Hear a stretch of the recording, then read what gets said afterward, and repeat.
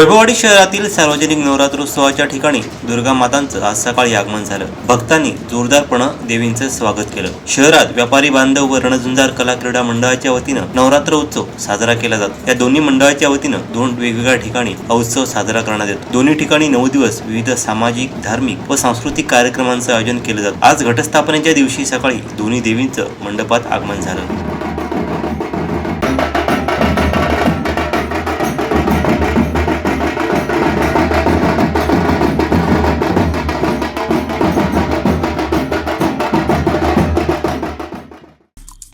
आमचे दिवसभरातले सर्व अपडेट्स, ताज्या घडामोडी आणि थेट लाईव्ह पाहण्यासाठी सबस्क्राइब करा, लाईक करा कोकणचं नंबर 1 महा चॅनल कोकण 7 लाईव्हचं YouTube चॅनल।